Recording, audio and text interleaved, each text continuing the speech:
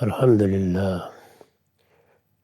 للہ رب العالمین والصلاة والسلام علی محمد الامین فاعوذ باللہ من الشیطان الرجیم بسم اللہ الرحمن الرحیم۔ خواتین و حضرات، ہم سورہ نور کی آیت 30-31 کا مطالعہ کر رہے ہیں۔ اس میں اختلاط مرد و زن کے آداب بیان ہوئے ہیں۔ مسلمانوں کو تلقین کی گئی ہے کہ وہ اپنے معاشرے کو پاکیزہ رکھنے کے لیے گھروں میں جانے اور میل ملاقات کے موقع پر کچھ چیزوں کا خیال رکھیں۔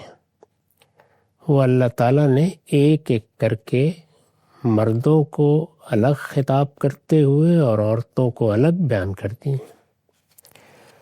اس میں پہلی چیز یہ بیان ہوئی تھی کہ جب اس طرح گھروں میں جانے کا موقع ہو تو اجازت لے کر جائیں۔ گھر والے اگر اجازت نہ دیں تو دل میں کوئی تنگی محسوس کیے بغیر واپس آ جائیں۔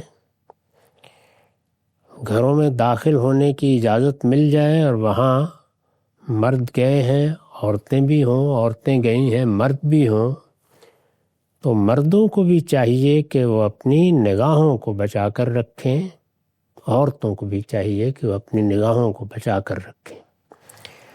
نگاہوں کو بچانے سے کیا مراد ہے، اس کی وضاحت ہم پچھلی نشست میں کر چکے ہیں۔ اس میں نے واضح کر دیا تھا کہ قرآن نے جو الفاظ اختیار کیے ہیں ان کا مطلب یہ ہرگز نہیں ہے کہ آدمی دیکھے ہی نہیں یا ہر وقت نیچے ہی دیکھتا رہے۔ اس سے مراد یہ ہے کہ نگاہ بھر کر نہ دیکھا جائے اور نگاہوں کو دیکھنے کے لیے بالکل آزاد نہ چھوڑ دیا جائے۔ وہ نگاہیں جو حیا کی نگاہیں ہوتی ہیں، جس ہم اپنی بہنوں کو، اپنی ماؤں کو، اپنی بیٹیوں کو دیکھتے ہیں، اجنبی عورتوں کے لیے بھی نگاہوں میں وہی پاکیزگی رہنی چاہیے۔ یہ بات جس طرح مردوں سے کہی ہے اسی طرح عورتوں سے بھی کہی ہے۔ دوسری چیز یہ بیان فرمائی کہ شرمگاہوں کی حفاظت کی جائے۔ یہ تعبیر قرآن مجید میں ایک سے زیادہ مقامات پر آئی ہے۔ باقی جگہوں پر تو اس سے مراد محض بدکاری سے اجتناب ہے، لیکن یہاں جس سیاق میں آئی ہے وہاں ایک جامع تعبیر بن گئی ہے۔ چنانچہ میں نے اس کی وضاحت کرتے ہوئے یہ بتایا تھا کہ اس سے مقصد یہ ہے کہ نہ شرمگاہوں کا دوسروں کے سامنے افشا ہو، نہ ان میں کسی بری چیز کے لیے کوئی میلان پیدا ہو۔ عورتیں مرد ایک جگہ جمع ہوں، ملنے کا موقع ہو تو چھپانے کی ان جگہوں کو، جنہیں شرمگاہیں کہا جاتا ہے، اور بھی زیادہ اہتمام کے ساتھ چھپایا جائے اور ہمیشہ ایسا لباس پہنا جائے جو صنفی اعضاء کو اچھی طرح چھپانے والا ہو۔ اس میں نے یہ بات بھی عرض کر دی تھی کہ جب قرآن نے یہ جامع تعبیر اختیار کی اور اجمال کے طریقے پر اس کو بیان کر دیا تو اس کی تفصیل میں مدارج ہو جائیں گے۔ اس کا ایک درجہ تو وہی ہے کہ شرمگاہوں کو کسی کپڑے سے چھپا لیا گیا، جیسے کہ انسان نے ابتدا میں کیا ہوگا، یعنی پتے ہی اگر ملے ہیں تو شرمگاہیں چھپا لی گئیں۔ اب بھی ہم دیکھتے ہیں کہ بعض جنگلی قبائل میں یہی ہوتا ہے، لیکن انسان کے اندر اللہ تعالیٰ نے جو ایک حصے جمالیات رکھی ہے، پھر یہ کہ کوئی بھی چیز جب وہ اختیار کرتا ہے تو اس میں آگے بڑھتا ہے، اس کو ترقی دیتا ہے۔ اس کے پیش نظر آہستہ آہستہ لوگوں کے ہاں لباس نے ایک ایسی صورت اختیار کر لی کہ اس میں صرف شرمگاہیں نہیں، شرمگاہوں کے متصل اعضاء بھی جو ان کے ساتھ ملے ہوئے اعضاء ہیں وہ بھی چھپا کر رکھے جائیں، بلکہ اس سے آگے ان اعضاء سے متصل اعضاء بھی چھپا کر رکھے جائیں۔ اس کا نتیجہ یہ ہوا کہ عام حالات میں لوگوں نے اسی کو پسند کیا کہ ہاتھ، پاؤں اور اسی طرح سے چہرہ وغیرہ بس یہ جگہیں ہیں جو کھولنی چاہیے، باقی بہتر یہ ہے کہ چھپا کے رکھی جائے۔ تو اس کو اللہ تعالیٰ نے یہاں حفظ فروج سے ادا کیا ہے۔ یہ بات بھی عرض کرتی گئی تھی کہ یہ ہماری تہذیب میں ایک بنیادی عنصر کی حیثیت رکھتی ہے، حفظ فروج کی ہدایت، یعنی یہ ہماری تہذیبی روایت میں بھی بڑی غیر معمولی چیز ہے۔ اللہ تعالیٰ نے جب یہ باتیں کہیں تو ساتھ ہی یہ کہا کہ ذالک ازکی لکم، یہ ان کے لیے زیادہ پاکیزہ طریقہ ہے، یعنی یہاں یہ بتا دیا کہ آداب کی نوعیت کی چیز ہے، اس میں اگر پابندی کی جائے گی تو پاکیزگی حاصل ہوگی، اس میں معاشرت میں بہتری آئے گی، اس کی تطہیر ہوگی۔ یہ دونوں باتیں بیان کرنے کے بعد جیسے کہ میں نے عرض کیا تھا کہ اس میں مردوں کو الگ خطاب کیا، عورتوں کو الگ، اور ایک ہی بات کہی۔ اس کو سن لیجئے، اس کے بعد پھر ہم آگے بڑھیں گے۔ فرمایا تھا کہ اے پیغمبر اپنے ماننے والوں کو ہدایت کرو کہ ان گھروں میں عورتیں ہوں تو اپنی نگاہیں بچا کر رکھیں اور اپنی شرمگاہوں کی حفاظت کریں، یہ ان کے لیے زیادہ پاکیزہ طریقہ ہے۔ اس میں شبہ نہیں کہ جو کچھ وہ کرتے ہیں اللہ اس سے خوب واقف ہے۔ اور ماننے والی عورتوں کو ہدایت کرو کہ وہ بھی اپنی نگاہیں بچا کر رکھیں اور اپنی شرمگاہوں کی حفاظت کریں۔ یہاں تک بالکل برابر معاملہ تھا۔ اب ایک اور ہدایت آخر میں کی، اور وہ یہ تھی اور اپنی زینت کی چیزیں نہ کھولیں، یعنی عورتوں کو خاص طور پر ایک زائد بات یہ کہی کہ اپنی زینت کی چیزیں نہ کھولیں۔ اس میں چند چیزیں سمجھنے کی ہیں۔ ایک تو یہ بات اس سے بالکل واضح ہے کہ عام حالات میں جس طرح مرد رہتے ہیں، عورتیں رہتی ہیں، اللہ تعالیٰ نے اس پر کوئی پابندی نہیں لگائی۔ آپ نے معمول کا اچھا لباس پہنا ہوا ہے، حفظ فروج کا اہتمام ہے، مہذب ڈیسنٹ لباس میں ایک دوسرے سے مل رہے ہیں، جا رہے ہیں، وہ زیر بحث نہیں ہے۔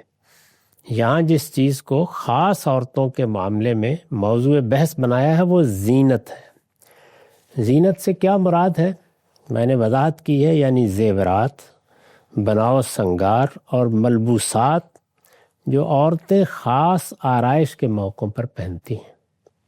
یہ چیز ظاہر ہے کہ عورتوں میں مردوں سے مختلف ہے، وہ زیورات بھی پہنتی ہیں، بناؤ سنگار بھی کرتی ہیں، اور یہ چیز فاطر فطرت نے ان کے اندر ودیت کر رکھی ہوئی ہے۔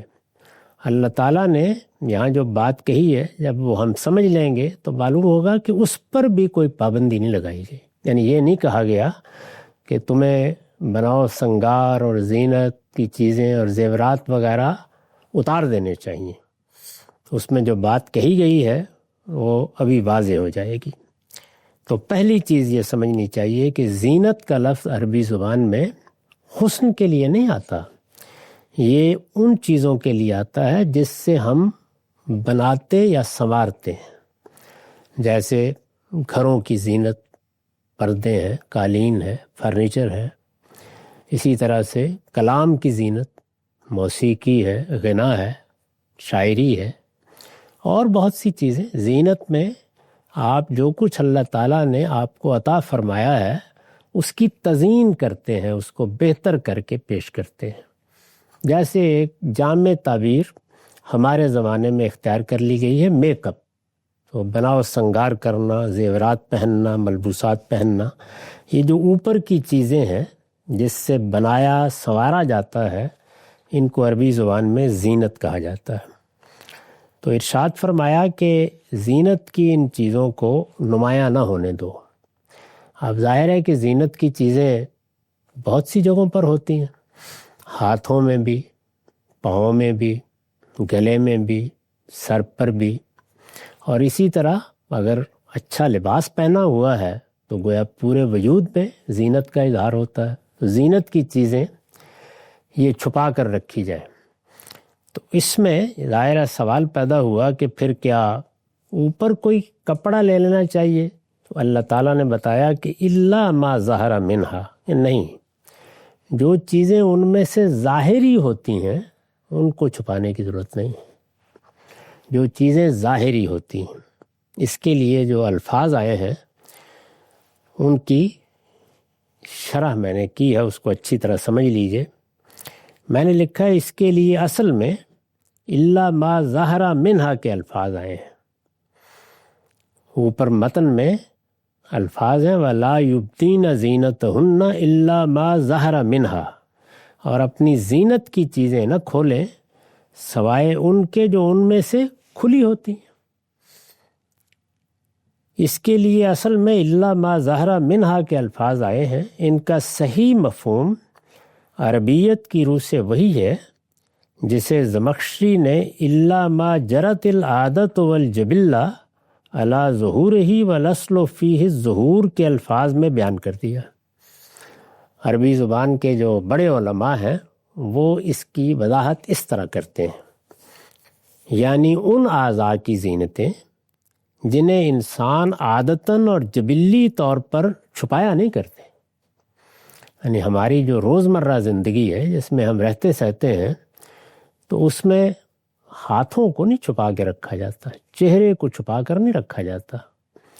اسی طریقے سے پاؤں کو آپ چھپا کر نہیں رکھتے، سردی لگ رہی ہے تو جرابیں پہن لیں گے، لیکن یہ کوئی عادتاً یا جبلی طور پر طریقہ نہیں ہوتا۔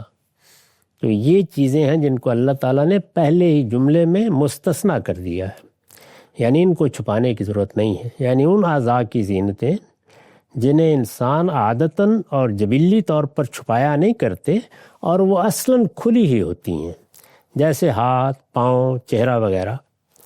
اس کی وجہ یہ ہے کہ اپنی تعلیف کے لحاظ سے یہ الظاہر منہا ہے، اسے یظہر منہا شیئن کے معنی میں نہیں لیا جا سکتا جس طرح کے بعض اہل علم نے لیا ہے۔ یعنی اس میں غلطی لگی ہے بعض اہل علم کو، انہوں نے اس کو اس معنی میں لے لیا کہ ویسے تو ساری زینتیں چھپا کے رکھنی ہیں سوائے اس کے کہ کہیں ہوا چلے اور کپڑا اٹھ جائے، تو یہ معنی انہوں نے لیے، یہ معنی اس کے نہیں ہے۔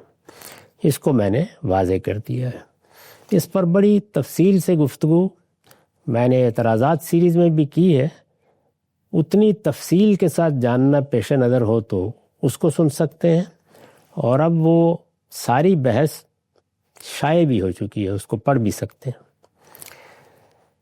یہ پہلی چیز ہے، یعنی اللہ تعالیٰ نے یہ بتا دیا اپنی زینت کی چیزیں نہ کھولیں سوائے ان کے جو ان میں سے کھلی ہوتی ہیں۔ تو جو کھلی ہوتی ہیں وہ کیا ہے؟ ہاتھوں کی زینتیں، پاؤں کی زینتیں، اس طرح چہرے کی زینتیں، یہ عام طور پر چھپائی نہیں جاتی۔ اسی کو بیان کیا ہے کہ ان کو چھپانے کے لیے کہا بھی نہیں جا رہا۔ اس کے بعد اگر آپ غور کریں تو کیا زینتیں باقی رہتی ہیں؟ یعنی یہ زینتیں تو اللہ تعالیٰ نے خود مستثنیٰ کر دیں کہ ان کو چھپانے کی ضرورت نہیں ہے، تو پھر کیا زینتیں ہیں جو چھپانے کی ہیں؟ تو آپ غور کریں گے تو دو ہی ہیں، یعنی ایک گلے کی زینتیں اور ایک پاؤں کی وہ زینتیں جیسے پازیب وغیرہ بعض عورتیں پہنتی تھیں یا اب بھی پہنتی ہیں، جن کو چلنے سے جھنکار پیدا ہوتی ہے۔ تو یہ چھپی ہوئی زینتیں ہیں، دو جگہ کی زینتیں۔ قرآن مجید نے اس کو خود آگے واضح کر دی ہے، چنانچہ یہ بتایا ہے کہ یہ جو ہم کہہ رہے ہیں کہ جو زینتیں کھلی ہیں ان میں کوئی پابندی نہیں ہے، جو چھپی ہوئی ہیں انہیں چھپا ہوا ہی رہنے دیا جائے، یہ ہے اس آیت کا مدعا، ان کو نمایاں نہ کیا جائے۔ میں نے عرض کیا کہ وہ دو ہی جگہ کی ہیں، ان کو خود بیان کیا۔ فرمایا وَلْيَضْرِبْنَ بِخُمُرِهِنَّ عَلَى جُيُوبِهِنَّ، یعنی پھر کیا کریں اس کے لیے؟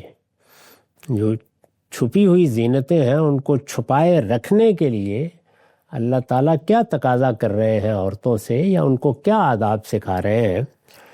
تو وضاحت کی کہ اس کے لیے، یعنی یہ جو بات میں نے کہی ہے، تمہیں یہ بتایا ہے کہ تمہاری چھپی ہوئی زینتیں چھپی ہی رہنی چاہیے، اس کے لیے کیا کرو؟ جب اجنبی مردوں کے پاس جانا ہو یا وہ گھر میں آئیں تو یوں کرو کہ اس کے لیے، یعنی چھپی ہوئی زینتوں کو چھپائے رکھنے کے لیے، اس کے لیے اپنی اوڑھنیوں کے آنچل اپنے گریبانوں پر ڈالے رہے۔ یعنی جو سینے کی زینت ہے یہ چونکہ شرمگاہ کے قریب کی زینت ہے، سینہ کھلا ہو تو توجہ اس جانب جاتی ہے، اس وجہ سے وضاحت کے ساتھ بتا دیا کہ تمہارے پاس جو دوپٹے ہوتے ہیں ان سے اپنے گریبانوں کو ڈھانپ لو. تو ایک جو جگہ ہے اس کے بارے میں وضاحت فرما دی. اور اپنی اوڑھنیوں کے آنچل اپنے گریبانوں پر ڈالے رہیں. اس میں اوڑھنیوں کے آنچل یعنی اپنے دوپٹے یا جو سر پہ لینے کی کوئی اوڑھنی ہوتی ہے، یا گلے میں بعض اوقات خواتین نے کچھ کپڑے ڈالے ہوتے ہیں. مختلف معاشروں میں مختلف رواج رہے ہیں. اس پر بھی میں نے ایک وضاحت کی ہے. یہ مقصد یعنی کیا، گلے میں جو زینتیں ہیں جیسے ہار وغیرہ پہنے ہوتے ہیں اور اس میں گلے کا کچھ حصہ بھی نیچے تک کھلا ہوتا ہے، ظاہر ہے اس کو نمایاں کرنا ہی پیش نظر ہوتا ہے. زینت میں یہی چیز ہے. یہ مقصد اگر دوپٹے کے سوا کسی اور طریقے سے حاصل ہو جائے، یعنی ایک تو عام طریقہ ہے کہ یہ پابند نہیں کیا کہ تمہارا قمیص ایسا ہونا چاہیے کہ اس میں گلا نظر نہ آئے، یا جو قمیص تم نے پہنا ہے اس کے اوپر زینت ہونی چاہیے، نیچے نہیں ہونی چاہیے، نہیں کہا. بلکہ یہ کہا کہ تمہارے پاس دوپٹہ ہے، کوئی اجنبی آ گیا ہے عام حالات میں، ٹھیک ہے، وہ ذرا اس کے اوپر لے لیا کرو. یہ مقصد اگر دوپٹے کے سوا کسی اور طریقے سے حاصل ہو جائے تو اس میں بھی مذائقہ نہیں ہے. مدعا یہی ہے، یعنی مقصد یہی ہے کہ عورتوں نے زینت کی ہو. اگر زینت نہیں کی ہوئی تو کوئی پابندی نہیں. مدعا یہی ہے کہ عورتوں نے زینت کی ہو تو انہیں اپنا سینہ اور گریبان مردوں کے سامنے نہیں کھولنا چاہیے. یعنی اس میں پھر پہلی ہدایات ہی کافی ہیں. شرمگاہوں کی حفاظت کرو، لباس کا خیال رکھو، آنکھیں بچا کر رکھو.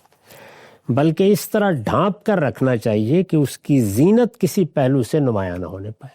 تو عام طور پر ہمارے معاشرے کی عورتیں بھی اس سے واقف ہوتی ہیں کہ کیسے دوپٹہ گلے میں ڈال لینا ہے جس سے فی الجملہ سینہ بھی چھپ جاتا ہے، سینے کی زینت بھی چھپ جاتی ہے. تو یہ بتایا کہ پہلی چیز کے لیے یہ طریقہ اختیار کرو. اس کے بعد جو دوسری چیز میں نے ابھی عرض کی تھی اس کے لیے ہدایت دی، اور یہ آخر میں دی ہے، وَلَا يَضْرِبْنَ بِأَرْجُلِهِنَّ لِيُعْلَمَ مَا يُخْفِينَ مِنْ زِينَتِهِنَّ. اور اپنے پاؤں زمین پر مارتی ہوئی نہ چلے. یعنی دوسری زینتیں کون ہیں؟ پازیب وغیرہ یا پنڈلیوں میں بعض اوقات عرب عورتیں پہن لیتی تھیں. اس سے خاص طرح کی چلتے ہوئے جھنکار سی پیدا ہوتی ہے جو توجہ کا باعث بن جاتی ہے. تو اس کے لیے اللہ تعالیٰ نے خود بتایا، اور اپنے پاؤں زمین پر مارتی ہوئی نہ چلے کہ ان کی چھپی ہوئی زینت معلوم ہو جائے.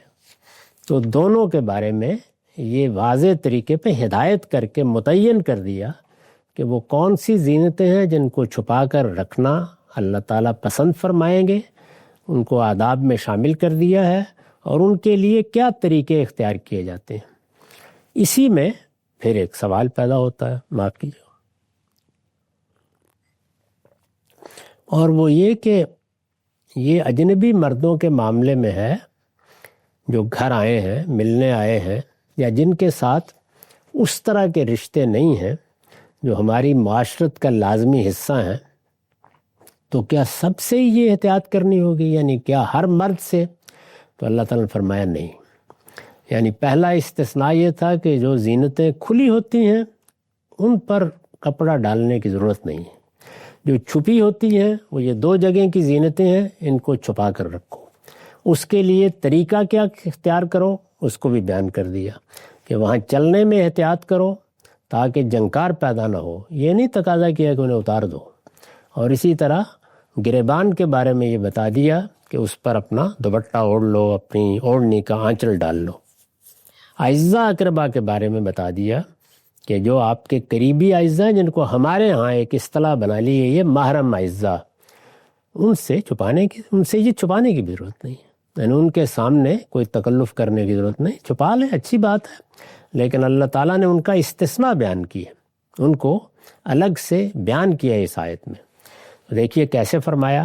یہ بتا دیا کہ چھپی ہوئی زینتیں ہیں، یہ بتا دیا کہ مقصود کیا ہے، وہ کون سی زینتیں ہیں کہ جن کا افشا نہیں ہونا چاہیے، ان کے لیے کیا طریقہ اختیار کریں وہ بھی بتا دیا.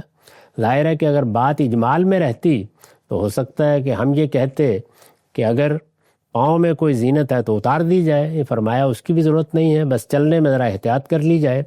یہ بتانے کے بعد اب اس استثناء کو بیان کیا، اور دیکھیے کس طریقے سے بیان کیا. ارشاد فرمایا وَلَا يُبْدِينَ زِينَتَهُنَّ إِلَّا لِبُعُولَتِهِنَّ أَوْ آبَائِهِنَّ أَوْ آبَاءِ بُعُولَتِهِنَّ أَوْ أَبْنَائِهِنَّ أَوْ أَبْنَاءِ بُعُولَتِهِنَّ أَوْ إِخْوَانِهِنَّ أَوْ بَنِي إِخْوَانِهِنَّ أَوْ بَنِي أَخَوَاتِهِنَّ أَوْ نِسَائِهِنَّ أَوْ مَا مَلَكَتْ أَيْمَانُهُنَّ أَوِ التَّابِعِينَ غَيْرِ أُولِي الْإِرْبَةِ مِنَ الرِّجَالِ أَوِ الطِّفْلِ الَّذِينَ لَمْ يَظْهَرُوا عَلَىٰ عَوْرَاتِ النِّسَاءِ۔ اور اپنی زینت کی چیزیں نہ کھولیں مگر اپنے شوہروں کے سامنے یا اپنے باپ، اپنے شوہروں کے باپ، اپنے بیٹوں، اپنے شوہروں کے بیٹوں، اپنے بھائیوں، اپنے بھائیوں کے بیٹوں، اپنی بہنوں کے بیٹوں، اپنے میل جول کی عورتوں اور اپنے غلاموں کے سامنے یا ان زیر دست مردوں کے سامنے جو عورتوں کی خواہش نہیں رکھتے، یا ان بچوں کے سامنے جو عورتوں کی پردے کی چیزوں سے ابھی واقف نہیں ہوئے۔ یہ ایک پوری فہرست بیان کر دی کہ یہ دائرہ ہے جس میں اس کی بھی پابندی نہیں ہے کہ سینے پر کپڑا ڈالا جائے اور پاؤں مارتی ہوئی نہ چلے، یہ اجنبی لوگوں کے لیے ہے۔ اس میں جن چیزوں کی وضاحت کی ضرورت ہے ان کو سن لیجئے۔ میں نے لکھا ہے پہلا استثناء الا ما ظہر منہا کا تھا، یعنی جب یہ کہا کہ اپنی زینتوں کو چھپا کر رکھیں تو اس میں پہلے یہ بتایا کہ مراد وہ زینتیں نہیں ہیں جو کھلی ہی ہوتی ہیں، جن کو کوئی بھی چھپاتا نہیں، یعنی ان اعضاء پر ہیں جو اعضاء کھلے ہوتے ہیں۔ ایک استثناء یہ بیان کیا۔ اب یہ دوسرا استثناء بیان فرمایا ہے کہ زینتوں کی چیزوں کو چھپا کر رکھنے کی پابندی کن اعضاء اور متعلقین کے سامنے نہیں ہے، اس کو بھی بیان کیا۔ اس میں جتنے رشتے ہیں وہ میں نے آپ کو قرآن مجید کے الفاظ سے پڑھ کے سنا دیے۔ چند چیزوں کی وضاحت کی ضرورت ہے، چنانچہ وہ وضاحت یہ ہے کہ اپنے اور شوہر کے باپ کے لیے اصل میں لفظ آبا استعمال ہوا ہے، اپنے باپ، اپنے شوہروں کے باپ، تو اس میں لفظ آبا استعمال کیا گیا ہے۔ اس کے مفہوم میں صرف باپ ہی نہیں بلکہ اجداد و اعمام سب شامل ہیں، یعنی میرا باپ ہے اوپر پر، دادا ہے، پردادا ہے، اسی طریقے سے چچا، ماموں، یہ اجداد و اعمام ہیں۔ یہ سب آبا کے لفظ میں عربیت کی روح سے شامل ہیں، ان کے سامنے اس احتیاط کی ضرورت نہیں ہے۔ اس کے مفہوم میں صرف باپ ہی نہیں بلکہ اجداد و اعمام سب شامل ہیں، لہٰذا ایک عورت اپنی ددھیال اور ننہال اور اپنے شوہر کی ددھیال اور ننہال کے ان سب بزرگوں کے سامنے زینت کی چیزیں اسی طرح ظاہر کر سکتی ہے جس طرح اپنے والد اور خسر کے سامنے کر سکتی ہے۔ تو اس میں بھی گھر کی زندگی ہے، معاشرت ہے، ملنا ملانا ہے، تو یہ جو ایک چھوٹی سی پابندی عائد کی تھی وہ بھی ان کے معاملے میں اٹھا دی ہے۔ اسی طرح سے بیٹوں کا ذکر کیا ہے، اپنے بیٹوں، اپنے شوہروں کے بیٹوں، اس پر میں نے لکھا ہے کہ بیٹوں میں پوتے پر پوتے اور نواسے پر نواسے سب شامل ہیں، اور اس معاملے میں سگے اور سوتیلے کا بھی کوئی فرق نہیں، سب کے لیے عربی زبان میں یہی لفظ بولا جاتا ہے۔ یہی حکم بھائیوں اور بھائی بہنوں کی اولاد کا ہے، بھائیوں کی اولاد بھتیجے بھتیجیاں، اسی طرح بھائی بہنوں کی اولاد، ان میں بھی سگے، سوتیلے اور رضائی تینوں قسم کے بھائی اور بھائی بہنوں کی اولاد شامل سمجھی جائے گی، یعنی سگے، سوتیلے یا رضائی تعلق سے، دودھ پینے کے تعلق سے بھی کوئی رشتہ قائم ہوا ہے تو وہ بھی اس میں عربیت کی روح سے شامل ہوگا۔ اس میں آگے ایک لفظ اختیار کیا اپنے میل جول کی عورتوں، یہ حکم کیوں دیا گیا؟ اس کی وضاحت میں حاشیہ ہے۔ اس سے واضح ہے کہ اجنبی عورتوں کو بھی مردوں کے حکم میں سمجھنا چاہیے، اور ان کے سامنے بھی مسلمان عورتوں کو اپنی چھپی ہوئی زینت کے معاملے میں محتاط رہنا چاہیے۔ یعنی اللہ تعالیٰ نے بتایا کہ میل جول کی عورتوں کے معاملے میں جن سے متعلق پتہ ہے وہ کیا ہیں، کوئی دوستی ہو سکتی ہے، تعلق ہو سکتا ہے، وہاں پابندی نہیں ہے، لیکن اجنبی عورتوں کے معاملے میں احتیاط کرنی چاہیے۔ اس کی وجہ یہ ہے کہ عورتوں کے صنفی جذبات بھی بعض اوقات عورتوں سے متعلق ہو جاتے ہیں، ہم میں سے ہر شخص جانتا ہے کہ اس طرح کے واقعات پیش آتے رہتے ہیں۔ اسی طرح یہ بھی ہوتا ہے کہ ان کے محاسن سے متاثر ہو کر وہ مردوں کو ان کی طرف اور انہیں مردوں کی طرف مائل کرنے کا ذریعہ بن جاتی ہیں۔ تو ایسی خواتین اگر گھر میں آئی ہیں تو وہاں احتیاط کریں، باقی میل جول کی عورتوں کے بارے میں کوئی پابندی نہیں ہے۔ اس کے ساتھ غلاموں کو بھی مستثنیٰ کر دیا ہے۔ غلام اس زمانے میں گھروں کے خدام تھے، عورتیں بھی مرد بھی گھروں میں رہ رہے ہیں، کام کر رہے ہیں، معلوم نہیں کہاں سے آئے ہیں، کس نسل سے تعلق رکھتے ہیں، لیکن غلام کی حیثیت سے آئے ہیں۔ تو اب یہ سوال پیدا ہوا کہ کیا ان کے معاملے میں بھی یہی پابندیاں ہوں گی؟ وہ تو صبح گھر میں شام گھر میں کام کر رہے ہیں، کھانا پکا رہے ہیں، چیزیں لا رہے ہیں۔ تو فرمایا نہیں، ان کے بارے میں بھی کوئی پابندی نہیں ہے، وہ اب گھر کے افراد بن چکے ہیں، تو اپنے غلاموں کے سامنے بھی اس طرح کہ میں نے عرض کیا اس زمانے میں خدمت لینے، جس طرح آپ ملازمت کے لیے آپ لوگوں کو رکھتے ہیں یا خدام کی حیثیت سے رکھتے ہیں، وہ زمانہ تھا کہ جس میں اس طرح کی خدمات غلام ہی انجام دیتے تھے، لوگ ان کو خرید لیتے تھے۔ جس طرح اب آپ تنخواہ مقرر کرتے ہیں، اوقات مقرر کرتے ہیں، اس کے بعد ایک معاہدہ سا ہو جاتا ہے، آپ کوئی خادم رکھ لیتے ہیں۔ تو اس زمانے میں یہ چیز تھی کہ آپ جائیں، جا کر کسی آدمی کو خرید لائیں اور وہ آپ کے گھر میں یہ خدمت انجام دے۔ قرآن مجید نے اس چیز کو ختم کرنے کے لیے اقدامات کیے ہیں، لیکن جب تک موجود تھے تو ان کے بارے میں بھی بتا دیا کہ وہ مستثنیٰ ہیں، ان سے اس طرح کی احتیاط کی ضرورت نہیں ہے۔ اس پر میں نے لکھا ہے کہ یہ اس زمانے میں موجود تھے، یعنی غلام کے موجود تھے، تو جو موجود ہیں ان سے متعلق اللہ تعالیٰ ہدایت دیں گے۔